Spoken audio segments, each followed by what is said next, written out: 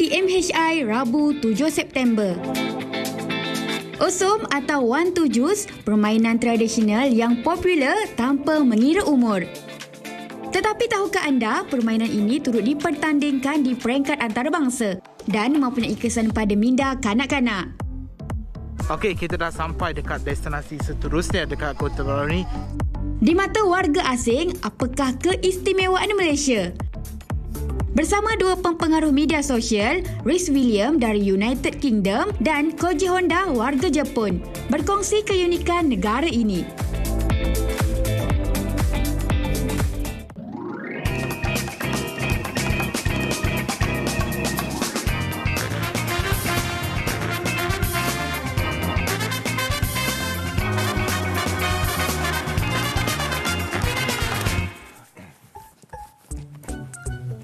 One, two, just.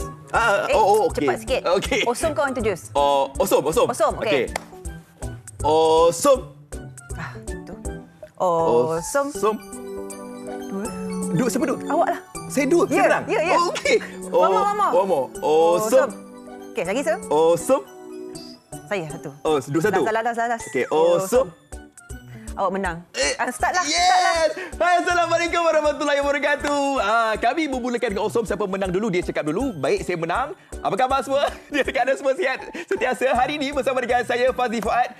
Di Malaysia hari ini hari Rabu. Berapa bulan? 9? 7 September 2022. Bila dah menang, macam itulah perasaan saya. Tak ingatlah apa nak sebut dia. Walaupun kita dah mulakan dengan permainan Osom ataupun Ojus tadi. Saya rasa anda yang seusia dengan saya ke, ataupun anda yang masa kecil-kecil dulu pun pernah merasai. Tapi saya rasa orang-orang yang lahir ataupun adik kita yang lahir tahun berapa? 2000 mungkin kurang kot mengenali permainan tradisional itu. Gunting batu kertas. Saya pasti dalam satu tempoh dalam kehidupan kita yang masa kita kecil-kecil dulu kan, kita akan didedahkan dengan permainan ini. Ada yang kata Osom, jawab Osom. Macam saya One Two Jus.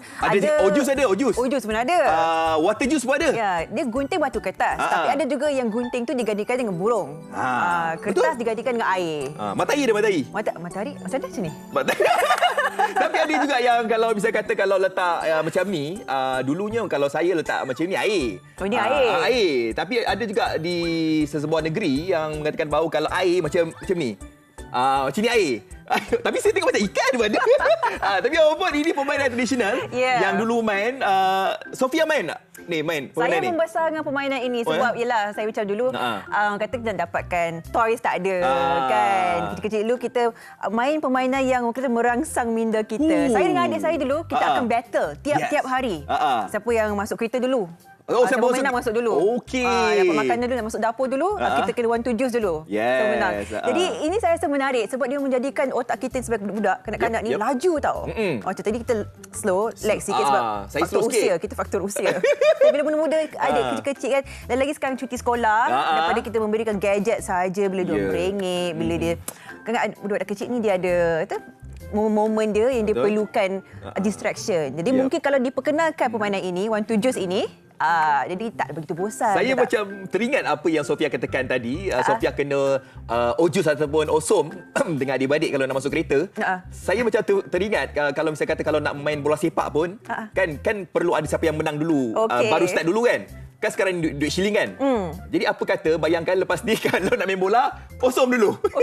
Osom dekat beradil. Kan? Comel. Tapi permainan ni sebenarnya mungkin kita boleh gelak-gelak, kita boleh suka. Tapi apa yang Sofia katakan tadi betul, ia boleh merangsang minda dan juga kita boleh mengetahui psikologi seseorang itu. Jadi kita nak tahulah sebenarnya apa yang akan dikeluarkan Sofia. Macam saya tadi pun, saya macam awal-awal tadi saya saja je lambat. Nak tengok apa yang dikeluarkan dulu. Nampak tak? Saya pandai main psikologi. Itu main tipu. Itu main tipu Kena psikologi lah dengan saya, main tipu. Tapi permainan ni bukan saja dimainkan di Malaysia saja. Tidak, di peringkat dunia tahukah anda ada juara dunia bagi permainan kertas batu? Kertas batu gunting ini.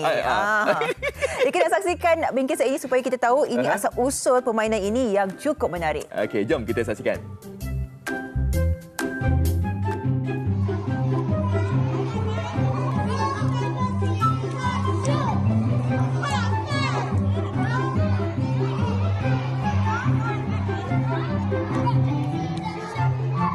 Siapa masih ingat permainan batu, gunting dan kertas ketika zaman kanak-kanak? Awesome, One Two Juice atau Rock Paper Scissors ialah permainan menggunakan sebelah tapak tangan antara dua pemain atau lebih. Kebiasaannya, permainan ini digunakan untuk membuat pemilihan secara rawak dan tidak memerlukan apa-apa bahan tambahan bagi menentukan kalah atau menang mengikut logik. Ringkas dan agak kuno kerana dikatakan antara permainan tangan tertua di dunia. Ada beberapa versi sejarah mengenai asal-usul permainan ini. Sama ada berasal dari zaman dinasti Cina atau Jepun. Siapa sangka permainan ini diangkat menjadi pertandingan di peringkat antarabangsa oleh Persatuan Batu Kertas Gunting Sedunia atau World Rock Paper Scissors Association WRPSA sejak 2002. We've been waiting for. Here we go. Sears throws a textbook paper to jump ahead. Persatuan ini turut menetapkan cara bermain perlulah sama seperti zaman dahulu. Bagaimana? Hanya 3 isyarat tangan digunakan. Pertama, isyarat batu yang menunjukkan tapak tangan digenggam. Kedua, isyarat gunting dengan jari telunjuk dan tengah direnggang sedikit dan diluruskan, manakala jari lain mengepal. Dan ketiga, isyarat kertas dengan tapak tangan dibuka. Peraturannya, batu mengalahkan gunting, gunting mengalahkan kertas dan akhir sekali kertas mengalahkan batu. Jika kedua-dua pemain mengeluarkan isyarat yang sama, maka perlulah diulang semula. Pemenangnya ialah pemain yang menang sebanyak 5 kali. Liga pertama berlangsung di Amerika Syarikat pada 2004 dan dimenangi oleh Lee Ramage. Walaupun nampak mudah, tetapi Awesome ialah permainan yang melibatkan strategi dan psikologi. But no, Sean shatters the weak scissors. He's now one throw away from the title. Okey, kalau tadi pusingan pertama saya menang dan Sofia tak puas hati lagi. Dia nak main lagi dengan saya. Okey, Okey. tak ada masalah. Okey. Alright, jom. 1 2 1 2 1 2 1 2. Ini apa? Satu-satu, Mama. Ai, awak ni bernasib baik kan? Ya. Saya tak sukalah. Cameraman, siapa nak main? Sini. Jangan main Afat. Dia ada orang kata luck kat sini. Tapi kita nak bercakap dengan pakar kita lah sebab difahamkan permainan ini boleh merangsang psikologi kita, membuatkan kita berfikir dengan pantas. Kan sebab kadang-kadang kita slow, pergerakan kita slow, tapi ini boleh selaraskan. Jadi kita bersama dengan Dr. Muhammad Nazri Abdul Rahman, pensyarah kanan Jabatan Psikologi Pendidikan dan Kaunseling dari UM. Assalamualaikum. Doktor. Okey. Doktor One Two Juice. Baik dengan Sofia lah. Saya dah menang. Okey, main dengan Sofia je. Okey. Doktor sihat Alhamdulillah sihat. Alhamdulillah. Okey. Jadi kita nak tahulah kan, memang permainan ni permainan tradisional, tapi sekarang ini untuk cuti sekolah ni memang kita nak menggalakkan ibu bapa untuk supaya anak-anak kita ni bersama-samalah bermain permainan tradisional ini. Jadi doktor, mungkin doktor boleh terangkan kepada kita apakah kelebihannya kan, sebab Sofia kata permainan ni boleh merasa minda dan sebagainya. Mungkin doktor boleh kongsikan kepada kami. Okey, terima kasih. Menarik bila tengok Sofia dengan Fadli main bersama. Jadi bila bermain tu kita dah nampak satu keadaan. Yang pertama sekali yang saya nampak adalah daya koordinasi. Macam mana antara Fadli dan Sofia itu mengkoordinasikan pergerakan.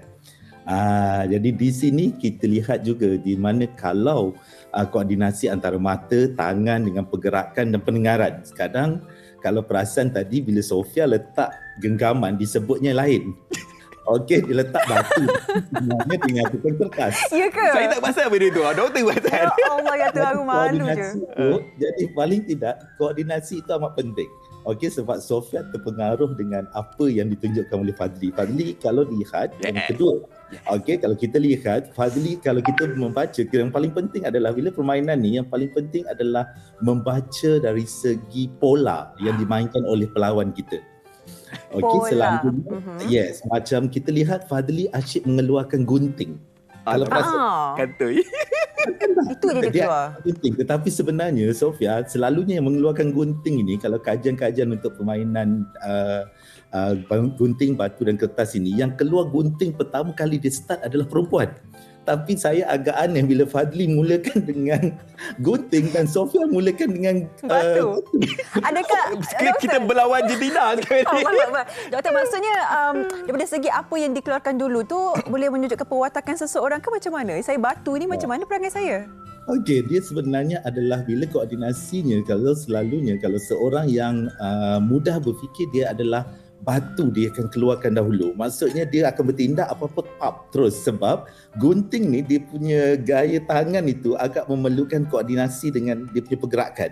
Jadi Fadli ni dia lebih tangkas bila dia cepat untuk mengubah posisi dalam. Itu yang menyebabkan kita tak tahu. Anak-anak ni bila dia bermain, dia sebenarnya melihat pola ini 2 kali. Lepas 2 kali dia mesti keluar batu.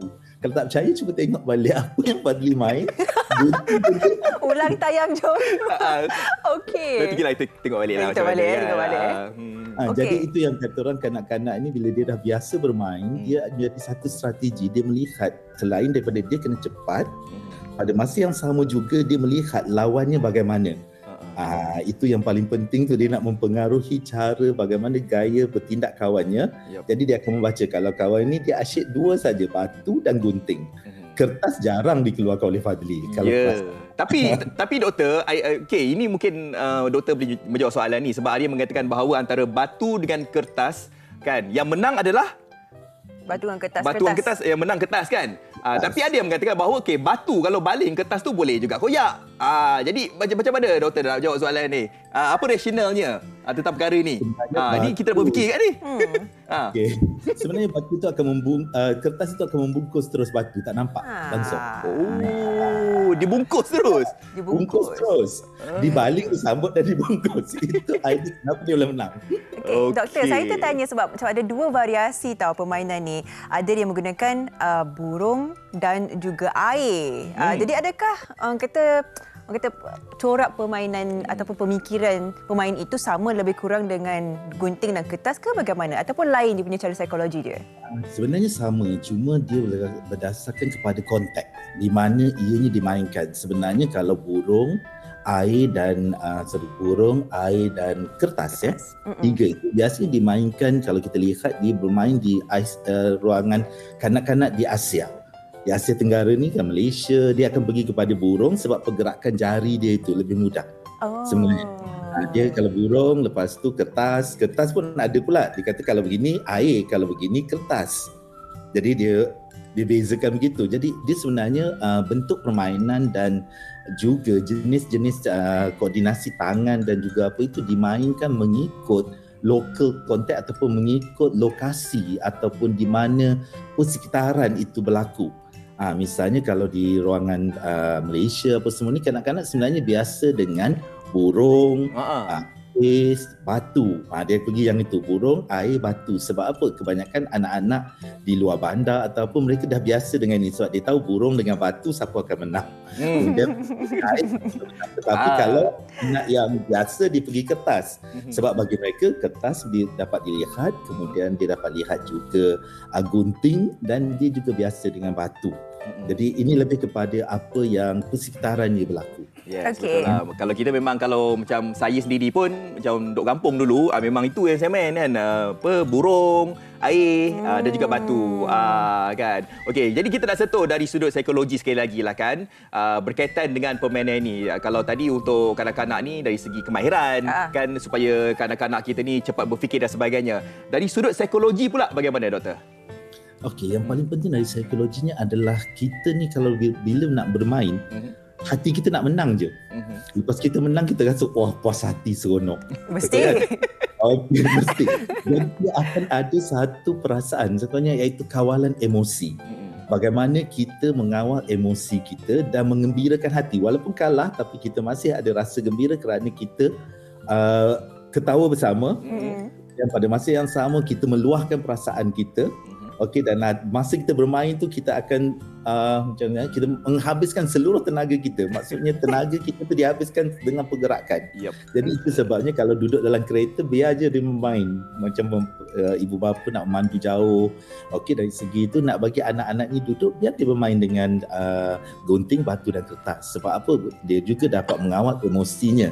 Dan pada masa yang sama, untuk jangka masa panjang, dia dapat mengawal emosi supaya bagaimana nak kawal diri dia, jangan marah.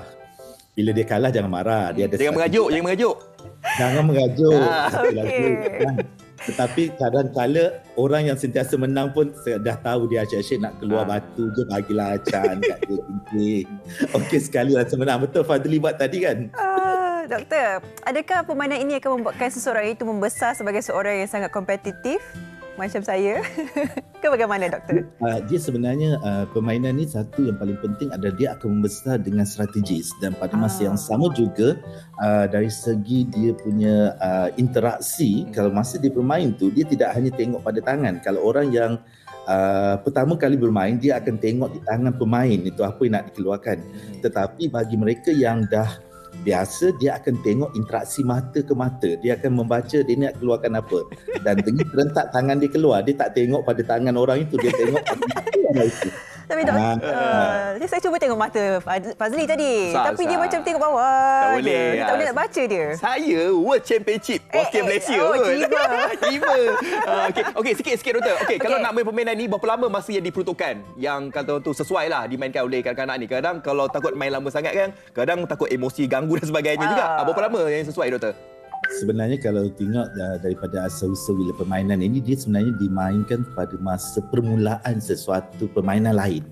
Misalnya nak menentukan siapa pemenang, nak menentukan siapa pemenang, siapa start dulu, siapa mula dulu, atau nak menentukan apa bentuk game yang nak dipilih. Kita ada 3-4, mana satu nak, siapa menang dia yang mulakan game mana pilihan dia.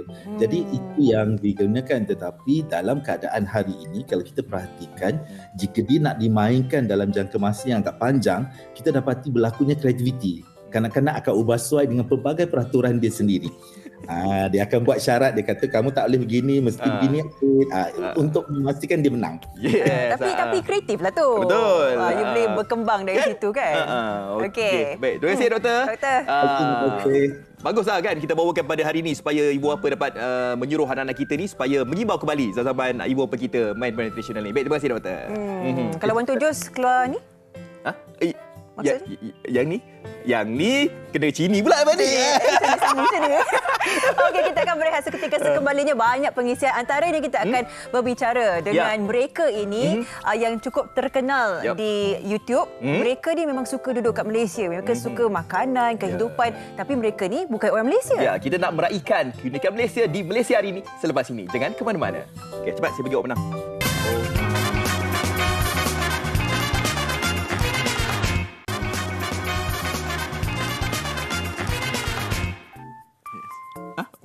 Lagi. Dia nak menang lagi. Masih menemani anda. Awesome. Yes. Tak apalah. Batu tetap menang. Okey, kita akan terus berbincang tentang ini sebab kita menuju ke Hari Malaysia kan.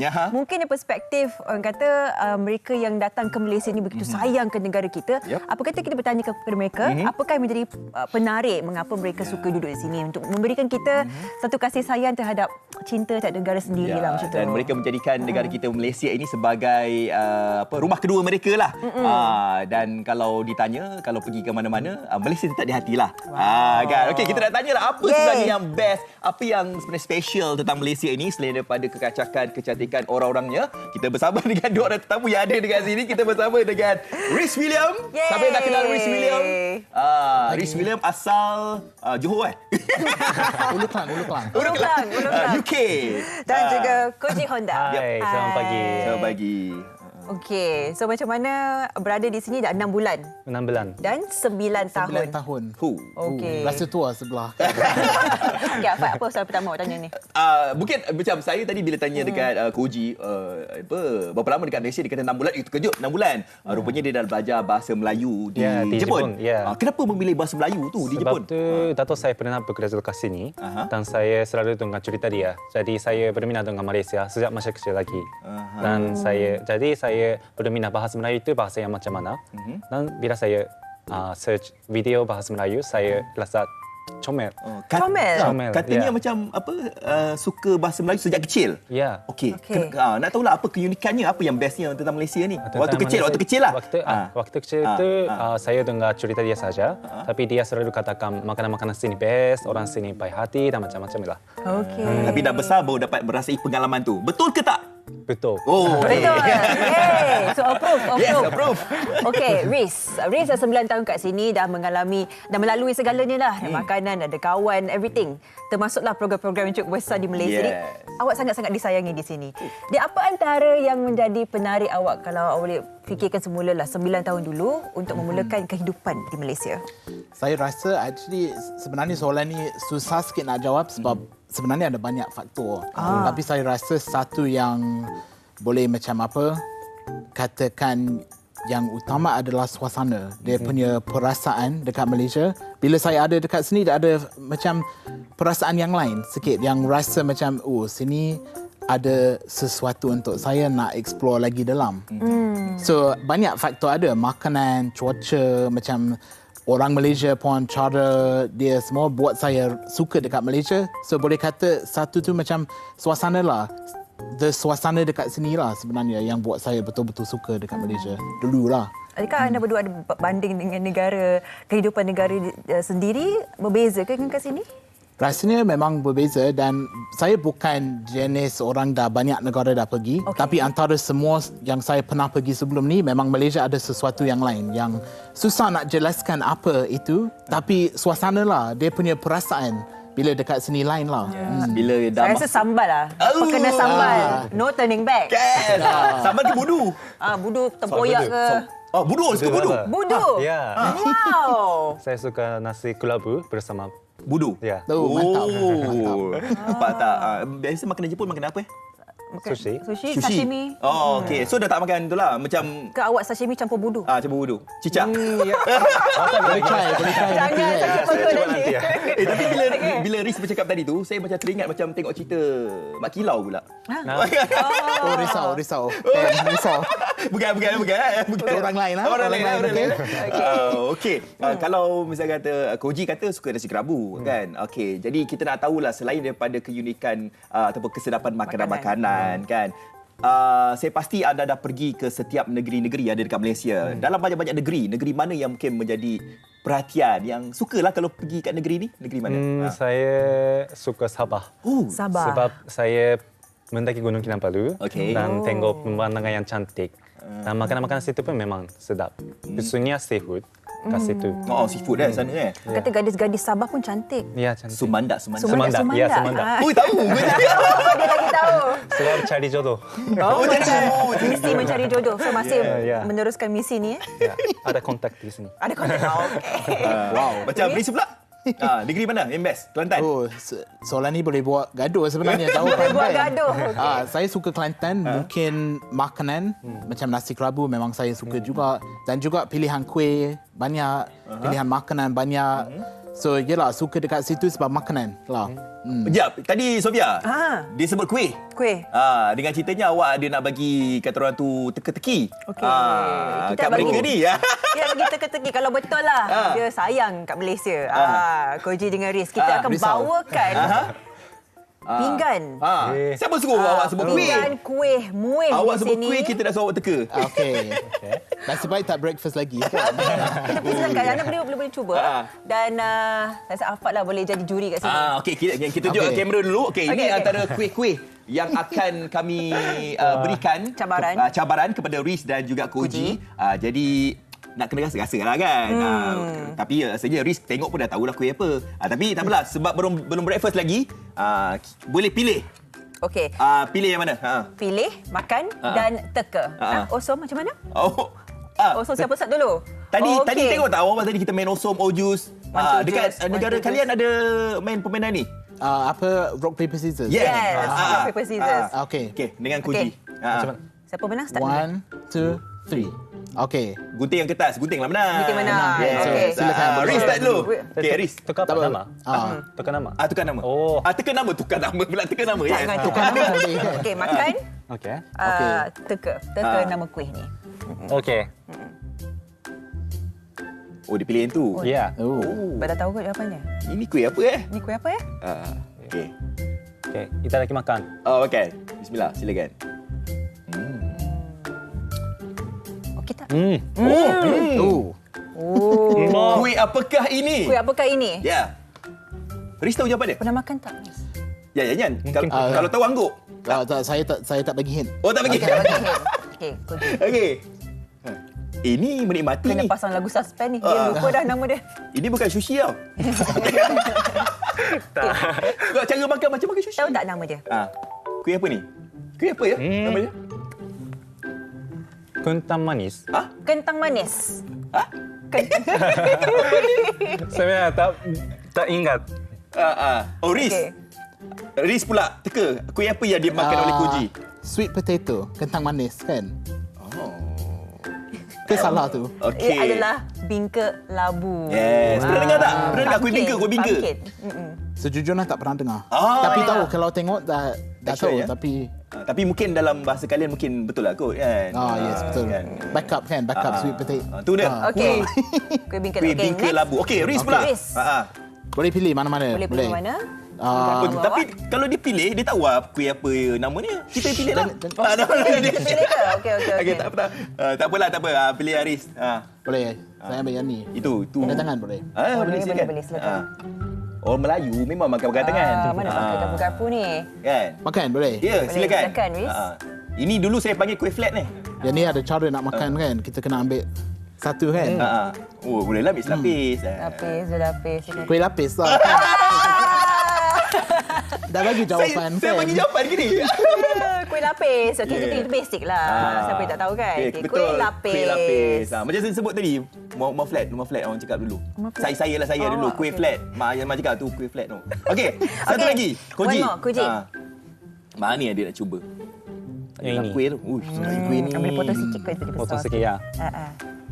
Ini Dia ambil kuih yang warna hijau ya. dan juga dia bertadi. Saya ternantikan dia punya. Sedap kan? Sedap. Sofia buat ni. Okey. Agak-agak nama dia? Pandan digunakan. Pandan digunakan. Oh, ya. ini macam Memang pandan ya. rancangan masakan ni. Okey. Ya. Antara bahan yang digunakan Kuih pandan. kuih pandan. Kuih pandan. Riz pula. Riz? Sri muka. Tapi ada pandan lah sebab ni saya punya favourite kuih. Kalau ada masa Okey, nak. Sebagai favourite kuih makan semua. boleh. Sila. Okey, Riz. penerbit nak satu lagi. Riz Satu pula. lagi kuih. Satu lagi kuih. Ya, kita pilihlah untuk Riz. Riz macam pengalaman dia. Okey, Mesti kalau pilih yang ni kot. kuih lapis dia warna hijau, yang tu ujung tu dia warna lain tu. Yang ni Jeng. saya tak tahu nama dia. Tapi suka tak? Suka? Sebab dia lebih kurang macam Sri muka kan. Tapi tak tahu apa nama lah. Tak tahu apa nama. Sejujurnya lah. Okey, cuba rasa. Cuba rasa boleh? Okey, Daripada rasa mungkin kita tahu. Apa namanya kalau tadi Kalau pandan. tak tahu nama tak apa, kita sebutkan bahan-bahan lah. Riz. Okey. Okey. Boleh. Riz kan memang ni host makan-makan. Tahulah kan apa yang digunakan. Apakah bahan-bahan digunakan? Kuih apa namanya? Dia punya clue sama lebih kurang. Dia macam si muka juga. Tengok muka. Sri muka tapi ada Ada apa? Ada? Ada apa? ubi. Betul ke? Bukan. Salah. Ada. Dia punya clue nama sebuah negeri di Malaysia. Di Buah belakang. negeri. Gula apa? Gula Melaka. Gula Melaka. Betul tak? Bila Haris. bila saya cakap tu baru macam betul. Betul. Actually baru nak cakap tapi Macam ni. Okey, Koji baru 6 bulan kan. Awak kena menjalani 8 tahun 6 bulan lah untuk sampai tahap Riz. rasa dia lagi laju lah. Dah 6 bulan dah memang pro lah. Ya, saya kena terus explore. Okey. Mana negeri yang belum lagi dieksplor? Yang belum pergi sebab Pahang dan Sarawak. Pahang dan Sarawak. Ya. Okey, biasanya kalau anda berdua merantaukan kat seluruh Malaysia ni, apa benda ataupun perkara pertama yang awak cari dulu? Contohnya, mungkin awak cari tempat-tempat hiking kan? Macam kalau Riz? Saya makanan. Makanan. Nombor satu makanan dulu. Nombor satu nak tengok makanan apa macam terkenal dekat sana. Lepas tu pergi memang semata-mata nak cuba makanan tersebut lah, makanan tu. Saya nak tanya kepada kalian berdua lah kan, disebabkan kalian ni orang luar Malaysia, kita nak tahulah apa antara budaya orang Malaysia yang tidak ada di tempat lain. Yang dalam pandangan kalian berdua lah. Macam orang ini ada kat Malaysia je ni, tempat lain tak ada. Apa dia? Ada tak nampak perbezaan? Maybe saya nampak satu dekat Malaysia, nampak walaupun mungkin kita tak kenal sebagai family ke saudara ke kan, tapi kita still panggil abang, adik, macam brother, kakak, sister, Pakcik, makcik. So walaupun dia bukan keluarga sendiri, dia punya rasa Dia lain sikit dari macam panggil bro. Tapi bila you panggil macam abang ke kakak, dia rasa lagi lebih rapat lah. Lagi rapat. Kalau dekat UK, kita panggil orang macam sister, auntie, memang memang tak boleh lah tu. Memang tak boleh lah kan. So mungkin dekat situ orang rasa macam lagi rapat sampai orang rasa selesa. Panggil dan juga dipanggil macam tu. Okey. Itu sangat satu perkara menarik kalau kita berada di luar negara kan. Tak boleh sesuka hati panggil sister, brother, auntie, uncle kan. Sini je Malaysia yang ada budaya seperti itu. Koji, sepanjang 6 bulan ni apa yang menjadi tarikan untuk awak? Berbanding Jepun, kehidupan kat sini memang santai-santai. Santai. Ya, jadi tak terlalu sibuk, boleh tak terlalu punctual. Boleh. Okey, tak terlalu punctual. Itu jawapan yang saya nak tahu. Adalah punctual. Number one, disiplin. Tapi kat sini adalah disiplin, punctual masih ada. Tapi tak terlampau rigid sangat ya. Ya. Ya, awak lebih tenang lah kat Malaysia. Saya memang sayangi Malaysia, budaya ini. Tapi apa yang biasa yang saya dengar yang orang luar kata tentang Malaysia ini kepelbagaian budaya, apa kita ada Melayu, Cina, India dan juga keramahan orang Malaysia itu. Kan macam saya dengan Sofia ramah kan, melayan je kalian berdua yang dekat sini kan.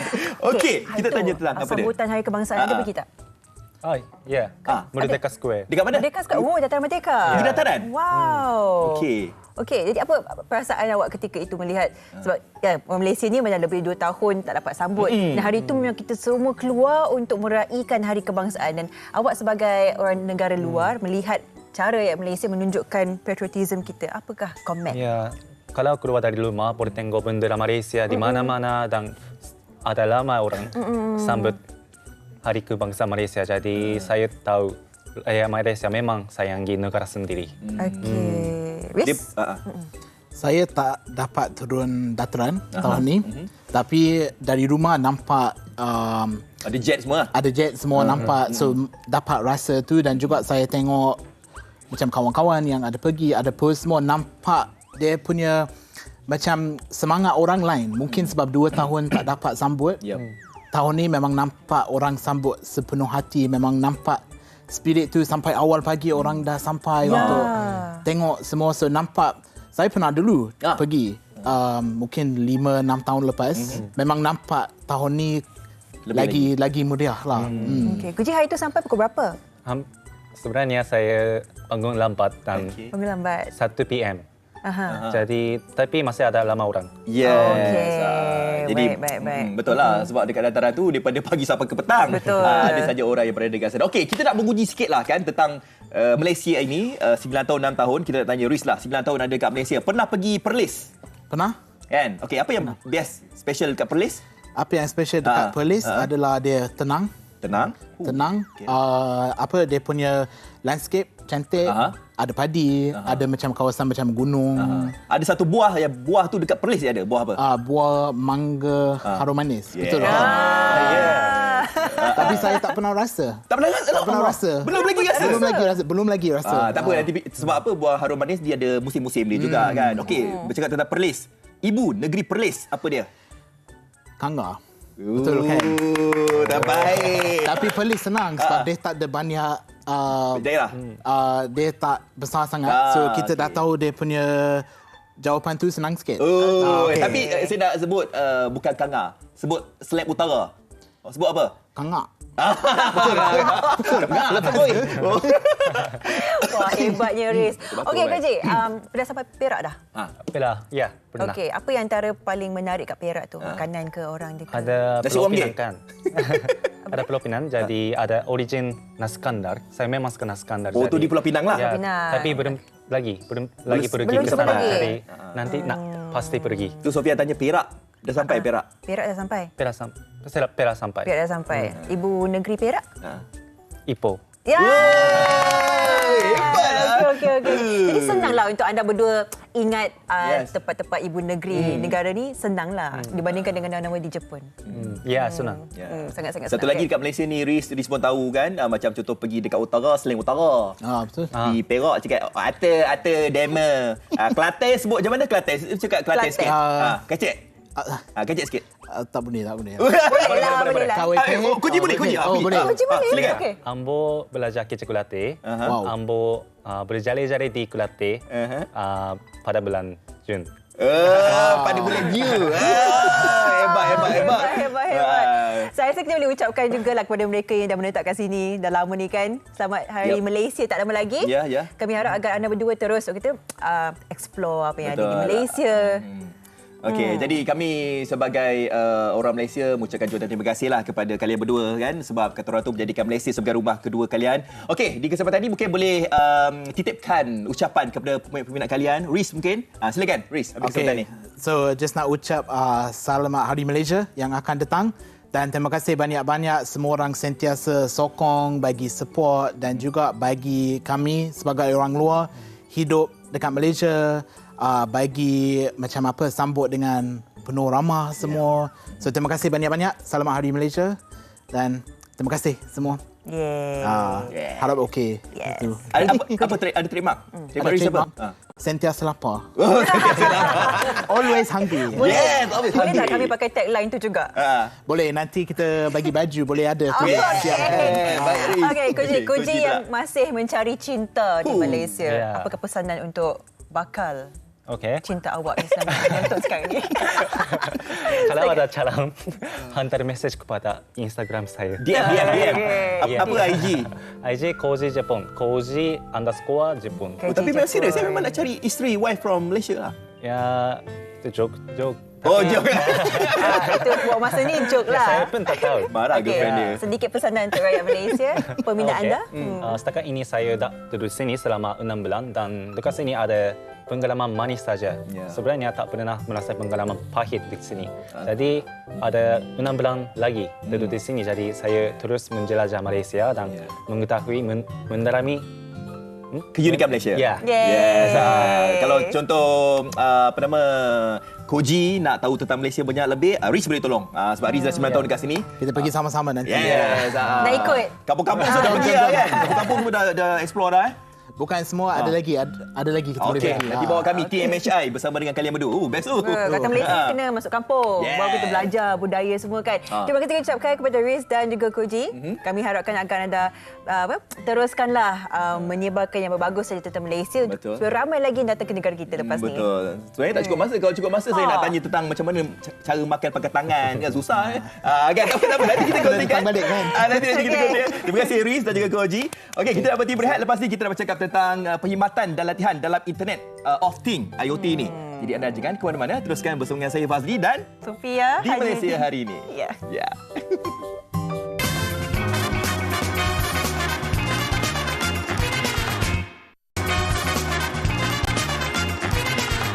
Okey, Malaysia hari ini kini kembali bersama dengan saya Fazli dan juga Sofia yang ada kat ujung sana tu sedang sibuk ambil gambar. Okey, tak apa. Kita nak bercakap tentang perkhidmatan dan latihan dalam Internet of Things ataupun IoT ni. IoT ni untuk pengetahuan anda, contohnya kalau kita pergi ke mana-mana, kita menggunakan gadget sahaja. Contohnya kalau masak nasi ke rumah kan. Alamak, lupa nak tutup nasi lah. Pakai gadget, off. Contoh itu baru masak nasi dan macam-macam lagi lah. Berkaitan dengan Internet of Things ni, terus saja saya nak kenalkan kepada anda Ketua Pegawai Eksekutif Eagle Attack Sdn Bhd Nurul Syuhada Husaini bercakap tentang perkhidmatan dan latihan dalam Internet of Things ataupun IoT. Terima kasih Puan Nurul Syuhada. Panggil Puan Nurul ke Puan Syuhada ni? Puan Syuhada, mana pun boleh. Okey, Puan Syuhada. Okey, Puan Syuhada, sebagai permulaan boleh kongsikan kepada kami tentang Eagle Attack Sdn Bhd dan apakah perkhidmatan yang ditawarkan oleh syarikat Puan? Baik, terima kasih Fazli. Sebenarnya Eagle Attack Sdn Bhd berasal daripada sebuah research interest group yang dikelar sebagai Sports Engineering and Artificial Intelligence Center. Dan sejak tahun 2019 lagi sebenarnya kami telah bekerjasama secara aktif dengan pelbagai industri dalam bidang IoT. Dan antaranya industri maritim, industri penternakan, industri aquaculture, industri sukan dan juga kepada sektor pendidikan dalam bentuk latihan IoT. Dan kepada anda di luar sana, jika ingin tahu, kami menawarkan perkhidmatan IoT dalam bentuk perundingan IoT, digitization, penyelesaian peristian IoT, rapid prototyping dan juga integrasi sistem IoT tersebut. Okey, banyaklah sebenarnya kan. Banyak tapi sangat. Kalau bercakap tentang IoT ni, tadi Puan pun dah sentuh kan, cakap Puan punya perkhidmatan tu. Contohnya macam dekat Mahathir Puari ada peternakan udang. Betul. Cara nak mengawal air Ya, monitoring, water monitoring. Pengawasan air dengan menggunakan sistem IoT sahaja boleh juga ditawarkan daripada pihak Puan. Okey, kita nak dengarkan apa pandangan Puan tentang mengapa industri di luar sana perlu mengadaptasi penggunaan IoT ni, Puan. Baik, sebenarnya kejayaan sesebuah perniagaan itu bergantung kepada seberapa cepat mereka boleh respon kepada kehendak pelanggan dan juga kehendak pasaran. Dan seperti apa yang kita tahu, kehendak pasaran berubah dengan sangat cepat. Mungkin bulan ni lain, 6 bulan depan akan lain pula kan. Jadi bagaimana perniagaan ini ingin catch up dengan kehendak pasaran? Of course jawapan dia melalui IoT lah. Dan secara amnya, IoT ini melibatkan improvement dari segi kecekapan operasi ataupun operational efficiency. Dan ia akan digunakan melalui 2 elemen penting, iaitu pemantauan dan juga pengawalan. Jadi bayangkan data-data yang penting, kita boleh kawal, kita boleh pantau menggunakan hujung jari saja, menggunakan peranti. Bayangkan impaknya terhadap respon kita kepada kajian ataupun kepada kehendak pasaran. Dan jika kita mampu untuk memenuhi kehendak pasaran dalam masa yang cepat, pada ketika yang tepat, kita akan mampu untuk bersaing di dalam ataupun di luar negara. Yes, bercakap tentang berdaya saing ni, kita memang sekarang ni memang berebutlah kan nak mengejar perkembangan teknologi IoT ni. Betul. Kan. Jadi untuk pengetahuan anda semua, anda boleh menghubungi pihak Eagle iTech Sdn Bhd. Jadi kita nak tahulah bagaimana Eagle iTech Sdn Bhd ni boleh membantu industri untuk kita lebih berdaya saing, Puan. Baiklah, sebenarnya industri di Malaysia terutamanya PKS adalah merupakan penyumbang terbesar kepada KDNK negara sebenarnya. Sebagai contoh, PKS telah menyumbangkan hampir 573 bilion kepada KDNK negara pada tahun 2021. Jadi bayangkan kalau kesemua industri ini berniat ataupun ingin berubah ke arah IoT yang mana akan menambah baikkan kecekapan operasi. Jadi bagaimana Eagle iTech boleh membantu? Inilah persoalan dia. Jadi seperti apa yang kami lakukan sebelum ini, we will sit together dengan industri dan kita akan tengok nature of the business. Dia buat indoor ke, outdoor ke kan? Sebab we have to go cases by cases. Dan kita akan tengok sistem yang sedia ada, apa yang mereka ada, then only we can decide apa yang terbaik untuk syarikat tu. And then we can move from there. Barulah kita akan tengok area yang mana dia boleh ditambah baik ataupun sebagai stepping stone untuk bergerak ke arah IoT. Dan pastinya Fazli, harga kami sangat kompetitif. Yes, itu yang kita nak dengar. Itu yang bukan saja anda, saya pun sendiri nak dengar kan. Harga yang sangat beruntutan untuk kita nak mengejar teknologi IoT ini. Okey, untuk anda juga bahawa dekat Malaysia ni sebenarnya baru saja IoT ini. Tak silap saya tahun 2020 macam tu lah kan. Tapi di luar negara dah lebih daripada 15 tahun sebenarnya IoT ini. Jadi kita nak tahulah sejauh mana Eagle iTech Sdn Bhd melihat industri IoT ini kekal relevan di Malaysia dalam tempoh 5 ke 10 tahun akan datang nanti. Sebenarnya of course dia akan kekal relevan. Sebab apa? Sebab kerajaan telah pun melancarkan pelan hala tuju strategik IoT kebangsaan di mana kerajaan ingin mengukuhkan ekosistem IoT di Malaysia. Dan industri IoT dijangka untuk menyumbang sebanyak 42.5 bilion kepada KDNK negara menjelang tahun 2025. Jadi disebabkan itulah Eagle iTech kami sentiasa membuat R&D bersasar ataupun targeted R&D supaya apa-apa produk, apa-apa penyelidikan yang kami lakukan di universiti akan dapat memberi manfaat kepada industri. Apa-apa pun untuk industri, untuk Malaysia. Dan istimewa kepada penonton MHI pada pagi ini, kami baru saja melancarkan produk terbaru kami iaitu Asset Tracker. Dan Asset Tracker ini boleh digunakan untuk memantau pergerakan produk. Ianya boleh digunakan oleh pihak berkuasa, polis, tentera dan juga apa-apa industri yang terlibat dengan logistik. Jadi jika anda ingin tahu dengan lebih lanjut, kena hubungi kami lah. Yes.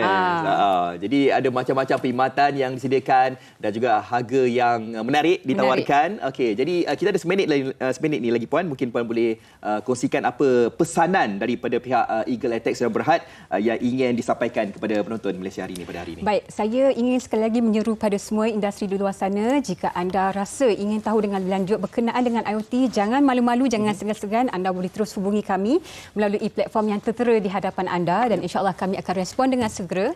Dan apa-apa pun kerjasama antara universiti dan juga industri adalah sangat perlu, especially untuk keluarga Malaysia. Ya, okey. Kita ada seminit ni lagi Puan, tambahan masih diberikan.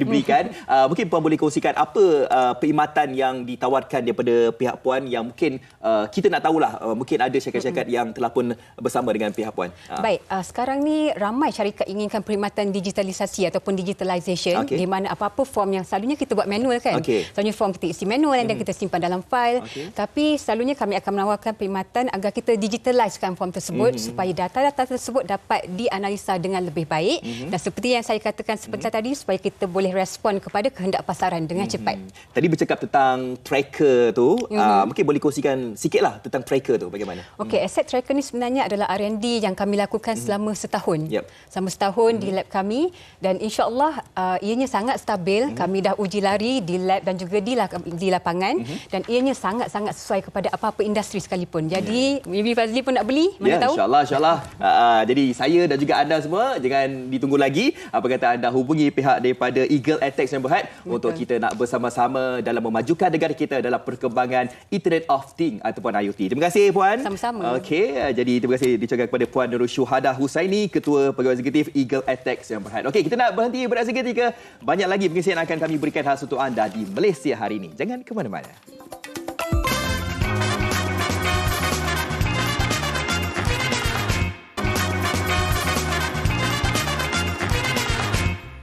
Masih menghidupkan pagi anda, Osom.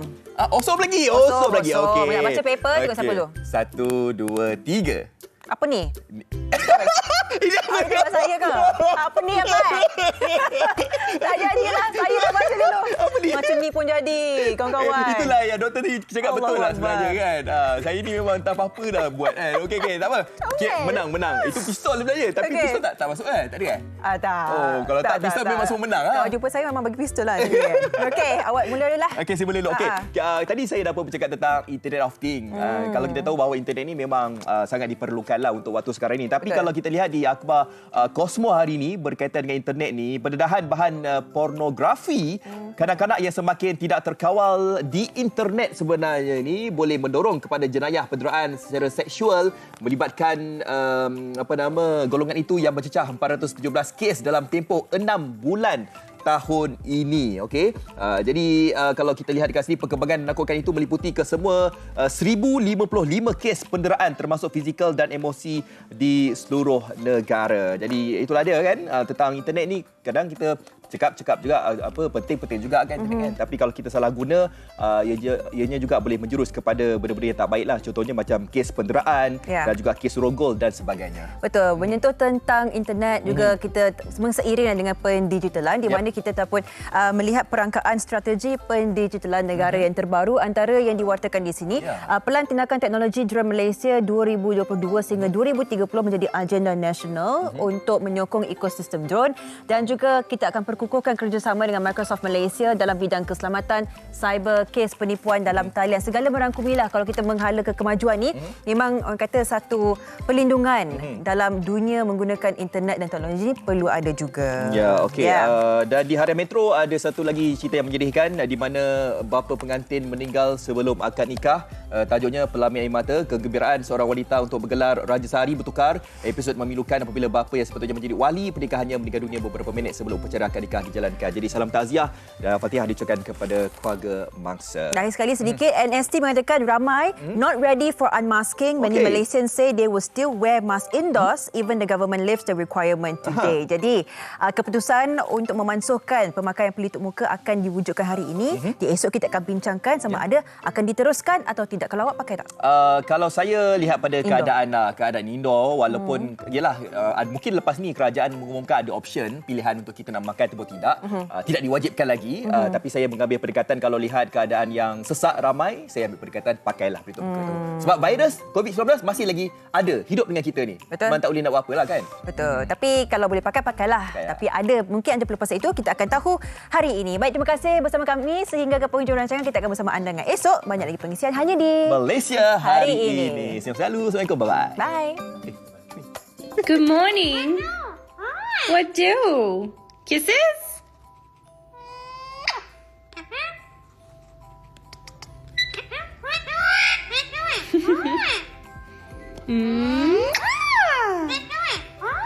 Thank you. I'm just excited to see you.